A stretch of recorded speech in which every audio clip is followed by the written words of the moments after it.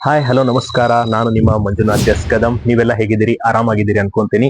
ಇವತ್ತಿನ ಟಾಪಿಕ್ ಬಂದ್ಬಿಟ್ಟು ದರ್ಶನ್ ಗಿಲ್ಲ ಬೇಲ್. ನಮ್ಮ ಹತ್ರ ಗಾದೆ ಮಾತಿದೆ, ಅದೇನ್ ಗೊತ್ತಾ? ಮಾಡಿದ್ದುಣ್ಣೋ ಮಾರಾಯ ಅನ್ನೋದು. ನೀವೇನ್ ಮಾಡ್ತಿರೋ, ನೀವು ಕರ್ಮ ಯಾವ ರೀತಿ ಮಾಡ್ತಿರೋ ಆ ಕರ್ಮ ಯಾವತ್ತು ರಿಟರ್ನ್ಸ್ ಬರುತ್ತಂತೆ. ನೀವೆಷ್ಟೇ ಪಾಪಗಳನ್ನು ಮಾಡಿ, ಎಷ್ಟೇ ಅನ್ಯಾಯಗಳನ್ನ ಮಾಡಿ, ಅದು ರಿಟರ್ನ್ ನಿಮ್ಗೆ ತಗಲೋದು. ದರ್ಶನ್ ವಿಷಯದಲ್ಲೂ ಅದೇ ಆಗಿದೆ. ಇನ್ನೇನು 6 ತಿಂಗಳಲ್ಲಿ ನಾನು ಆಚೆ ಬಂದ್ಬಿಡ್ತೀನಿ, ನಾವೆಲ್ಲ ಮತ್ತೆ ಖುಲಾಸೆ ಆಗ್ಬಿಡ್ತದೆ. ಹೈಕೋರ್ಟ್ ಯಾವ ರೀತಿ ಬೇಲ್ ಕೊಟ್ಟಿದೆ ಅದೇ ರೀತಿ ಸುಪ್ರೀಂ ಕೋರ್ಟ್ ಕೂಡ ನಮ್ಗೆ ಬೇಲ್ ಕೊಟ್ಟು ಬಿಡುತ್ತೆ ಅಂತ ತುಂಬಾ ಓವರ್ ಕಾನ್ಫಿಡೆನ್ಸ್ ನಲ್ಲಿ ಡಿ ಗ್ಯಾಂಗ್ ಇತ್ತು. ಆದ್ರೆ ಏನಾಯ್ತು, ಇವತ್ತು ಸುಪ್ರೀಂ ಕೋರ್ಟ್ ಅಲ್ಲಿ ಡಿ ಗ್ಯಾಂಗ್ ನ ಚೀಮಾರಿ ಹಾಕಿದೆ. ಅದರಲ್ಲೂ ಹೈಕೋರ್ಟ್ ನೀಡಿದ ತೀರ್ಪನ್ನ ಸುಪ್ರೀಂ ಕೋರ್ಟ್ ನ್ಯಾಯಾಧೀಶರು ಅದನ್ನ ವಿರೋಧ ಮಾಡಿದ್ದಾರೆ. ಹೈಕೋರ್ಟ್ ಅಲ್ಲಿ ಯಾವ ರೀತಿ ತೀರ್ಪು ನೀಡುತ್ತೋ ಅಂದ್ರೆ ಅವರ ಪರ ಇತ್ತದು. ಎಲ್ಲೋ ಒಂದ್ ಕಡೆ ಖುಲಾಸೆ ರೀತಿಯಲ್ಲಿ ಡಿ ಗ್ಯಾಂಗ್ ಯಾವುದೇ ರೀತಿಯ ತಪ್ಪೇ ಮಾಡಿಲ್ಲೇನೋ ಅನ್ನೋ ರೇಂಜ್ ಅಲ್ಲಿ ತೀರ್ಪನ್ನ ನೀಡಿದ್ರು. ಆದ್ರೆ ವಕೀಲರಿಗೆ ನಂಬಿಕೆ ಇತ್ತು. ಈ ತೀರ್ಪನ್ನ ಪ್ರಶ್ನಿಸಿ ಸುಪ್ರೀಂ ಕೋರ್ಟ್ಗೆ ಕರ್ಕೊಂಡು ಹೋಗಿದ್ರು. 7 ಜನ ಆರೋಪಿಗಳು, ದರ್ಶನ್, ಪವಿತ್ರ ಗೌಡ ಸೇರಿದಂತೆ ಡಿ ಗ್ಯಾಂಗ್ ಎಲ್ಲರಿಗೂ ಕೂಡ ಬೇಲ್ ನಿರಾಕರಣೆ ಆಗಿದೆ. ಈಗೇನಿದ್ರು ಖಾಯಂ ಜೈಲೇ ಗತಿ. ರೇಣುಕಾ ಸ್ವಾಮಿ ಕೊಲೆ ಕೇಸ್ನಲ್ಲಿ ಎಷ್ಟೆಲ್ಲ ಈ ಗ್ಯಾಂಗ್ ಆಟ ಆಡಿತ್ತು ನಿಮ್ಗೆಲ್ಲ ಗೊತ್ತೇ ಇದೆ. ದರ್ಶನ್ ಏನೆಲ್ಲ ನೆಪ ಒಡ್ಡಿದ್ರು.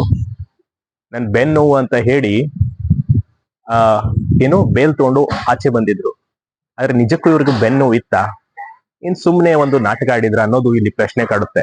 ಯಾಕಂದ್ರೆ ನೀವು ನೋಡಿ, ಅಲ್ಲಿ ಡಾಕ್ಟರ್ ತಪ್ಪಿದೆ, ಅವ್ರಿಗೆ ಬೆನ್ನು ನೋವಿದೆ ಅಂತ ಹೇಳಿ ಸರ್ಟಿಫಿಕೇಟ್ ಕೊಟ್ಟು ಒಂದು ರೀತಿಯ ಕಾನೂನನ್ನೇ ಒಂದು ಆಟದ ವಸ್ತು ಮಾಡ್ಕೊಂಡಿದ್ರು. ಅದು ಆಯ್ತು. ಜೊತೆಗೆ ಈಗ ಆಚೆ ಬಂದ ತಕ್ಷಣ ಯಾವುದೇ ಬೆನ್ನು ಕಂಡು ಬಂದಿಲ್ಲ.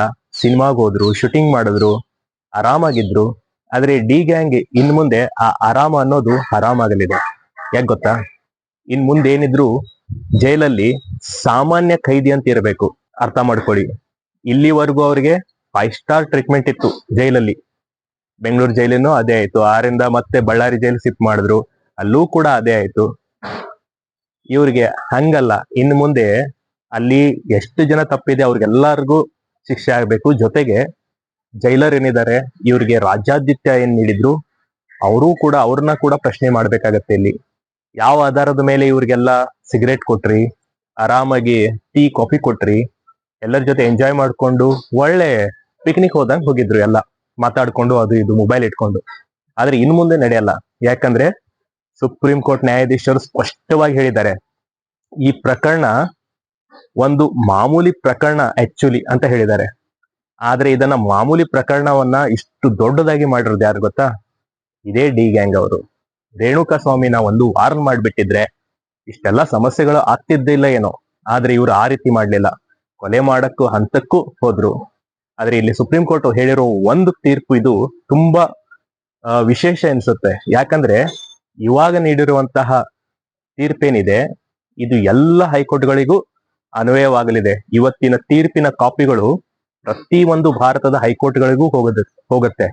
ಯಾಕಂದ್ರೆ ಇನ್ನು ಮುಂದೆ ಯಾವುದೇ ಗಣ್ಯ ವ್ಯಕ್ತಿ ಆಗಿರ್ಲಿ, VIP ಆಗಿರ್ಲಿ, ಅವನು ಎಷ್ಟೇ ದೊಡ್ಡ ನಟ ಆಗಿದ್ರು ಕೂಡ ಕಾನೂನು ಮುಂದೆ ಎಲ್ಲರೂ ಸಮಾನರು. ಅವ್ರು ಏನೇ ಆಗಿರ್ಲಿ, ಎಂತ ದೊಡ್ಡ ಪಂಡಿತ ಆಗಿರ್ಲಿ, ಕೋಟ್ಯಾಧೀಶ ಆಗಿರ್ಲಿ, ಆದ್ರೆ ಕಾನೂನು ಮುಂದೆ ಎಲ್ಲರೂ ತಲೆ ಬಾಗಲೇಬೇಕು. ಅಂತದೊಂದು ಪರಿಸ್ಥಿತಿ ಇವತ್ತು ಡಿ ಗ್ಯಾಂಗ್ ನಿರ್ಮಾಣ ಮಾಡ್ಕೊಂಡಿದೆ. ಅದಕ್ಕೆ ಇವತ್ತಿನ ತೀರ್ಪು ಬಹಳ ಮಹತ್ವದ್ದು. ಏನಿದ್ರು ಅವನು ಸಾಮಾನ್ಯ ವ್ಯಕ್ತಿ ಅಂತ ಇರ್ಬೇಕು. ಅವನಿಗೆ ಯಾವುದೇ ರೀತಿಯ 5 ಸ್ಟಾರ್ ಸರ್ವಿಸ್ ಏನಾದ್ರು ಕೊಟ್ರೆ ಅವರೆಲ್ಲರೂ ಅಪರಾಧಿಗಳು, ಅವರೆಲ್ಲರೂ ಶಿಕ್ಷೆಗೆ ಒಳಗಾಗ್ತಾರೆ ಅಂತ ಹೇಳಿದ್ದಾರೆ. ಅದೇ ರೀತಿ ಇನ್ನ ನೆಕ್ಸ್ಟ್ ವಾಟ್ ನೆಕ್ಸ್ಟ್ ಏನು ಮಾಡಕ್ಕಾಗಲ್ಲ. ಈಗ ತೀರ್ಪಿನ ಕಾಪಿ ಬಂದ ತಕ್ಷಣ ಅವ್ರನ್ನ ಇಮಿಡಿಯೇಟ್ಲಿ ಅರೆಸ್ಟ್ ಮಾಡ್ಲಾಗತ್ತೆ. ಯಾರ್ಯಾರು ಎಲ್ಲೆಲ್ಲಿದ್ದಾರೆ ಅವ್ರ 7 ಜನಕ್ಕೂ ಪೊಲೀಸರು ತನ್ನ ವಶಕ್ಕೆ ಪಡೆದುಕೊಂಡು ಮತ್ತೆ ಜೈಲಿಗೆ ಕಳಿಸ್ಲೇಬೇಕು. ಈಗ ಜೈಲಲ್ಲಿ ಸಾಮಾನ್ಯ ಖೈದಿ ಯಾವ ರೀತಿ ಇರ್ತಾರೆ ಆ ರೀತಿನೇ ಇರಬೇಕು. ಸಾಮಾನ್ಯ ಖೈದಿಗೆ ನೀಡುವಂತ ಆಹಾರವನ್ನ ಸೇವಿಸಬೇಕು. ಎಲ್ಲವೂ ಸಾಮಾನ್ಯನಂತೆನೇ ಇರಬೇಕು. ಇಲ್ಲೊಂದು ಪ್ರಶ್ನೆ ಮೂಡುತ್ತೆ, ಇದೆಲ್ಲ ನೋಡಿದಾಗ ಇನ್ನೇನ್ ದರ್ಶನ್ ಭವಿಷ್ಯ ಮುಗಿದು ಹೋಯ್ತೇನೋ, ಇನ್ನು ಮುಂದೆ ಸಿನಿಮಾ ಮಾಡೋದೇ ಇಲ್ಲೇನೋ ಅನ್ನೋ ಪ್ರಶ್ನೆ ಕೂಡ ಎದುರಾಗತ್ತೆ. ಆದ್ರೆ ನಿಮ್ಗೆ ಗೊತ್ತಿರ್ಲಿ, ಈಗಾಗಲೇ ಹಿಂದಿಯಲ್ಲಿ ಸಲ್ಮಾನ್ ಖಾನ್ ಆಗ್ಲಿ, ಸಂಜಯ್ ದತ್ ಆಗ್ಲಿ, ಅವರು ಕೂಡ ಜೈಲು ವಾಸ ಮಾಡ್ಕೊಂಡ್ ಬಂದಿದ್ದಾರೆ. ಮತ್ತೆ ಈಗ ಸಿನಿಮಾದಲ್ಲಿ ಬರ್ತಾ ಇದ್ದಾರೆ. ಅದೇ ರೀತಿ ಇವ್ರದ್ದು ಕೂಡ ಮುಂದೆ ಆಗ್ಬೋದೇನೋ ಗೊತ್ತಿಲ್ಲ. ಆದ್ರೆ ಇದು ಮುಂದೆ ಯಾವ ರೀತಿ ಹೋಗುತ್ತೆ, ಎಷ್ಟು ವರ್ಷದ್ದು ಇವ್ರಿಗೆ ಜೈಲ್ ಶಿಕ್ಷೆ ಆಗತ್ತೆ, ಇನ್ನು ಅದೆಲ್ಲ ಮಾಹಿತಿ ಸಿಗ್ಬೇಕಾಗಿದೆ. ಅವೆಲ್ಲ ತಿಳಿದಾದ್ಮೇಲೆ ಇವ್ರ ದರ್ಶನ್ ಭವಿಷ್ಯ ಮುಂದೇನು ಅನ್ನೋದು ನಿರ್ಧಾರವಾಗಲಿದೆ. ಆದ್ರೆ ಇವತ್ತು ನೀಡಿರುವ ತೀರ್ಪು ಮಾತ್ರ ನಿಜಕ್ಕೂ ಇದು ಐತಿಹಾಸಿಕ ತೀರ್ಪವೇ ಸರಿ. ಒಂದು ರೀತಿಯ ಓವರ್ ಕಾನ್ಫಿಡೆನ್ಸ್ ಅಲ್ಲಿ ಇದ್ದವ್ರಿಗೆ ನಾನು ಬೇಲ್ ಸಿಗುತ್ತೆ ಅನ್ನೋವ್ರಿಗೆ ಇದು ನಿಜಕ್ಕೂ ಇಲ್ಲ.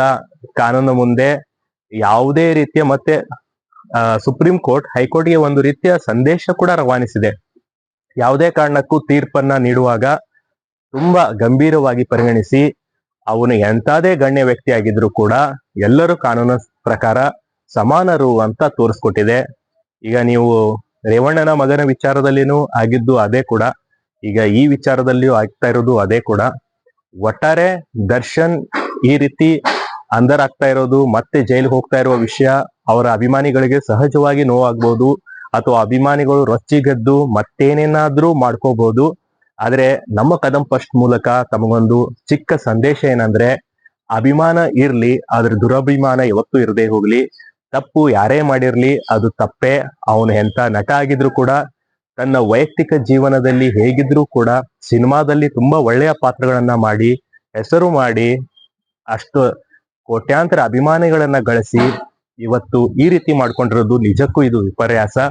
ಆದ್ರೆ ಕಾನೂನು ಮುಂದೆ ಎಲ್ಲರೂ ಒಂದೇ ಅನ್ನೋದು ಇಲ್ಲಿ ಸ್ಪಷ್ಟ. ಯಾರೆಲ್ಲ ಕದಂ ಫಸ್ಟ್ ನ್ಯೂಸ್ ಅನ್ನ ನೋಡ್ತಾ ಇದ್ದೀರಿ, ದಯವಿಟ್ಟು ಸಬ್ಸ್ಕ್ರೈಬ್ ಮಾಡ್ಕೊಳ್ಳಿ, ಫಾಲೋ ಮಾಡ್ಕೊಳ್ಳಿ. ಮತ್ತೆ ಹೊಸ ಹೊಸ ಟಾಪಿಕ್ ಒಂದಿಗೆ ನಿಮ್ಮೊಂದಿಗೆ ಸಿಗ್ತಾ ಇರ್ತೀನಿ. ಅಲ್ಲಿವರೆಗೂ ನೋಡ್ತಾ ಇರಿ ಕದಂ ಫಸ್ಟ್ ನ್ಯೂಸ್. ನಮಸ್ಕಾರ.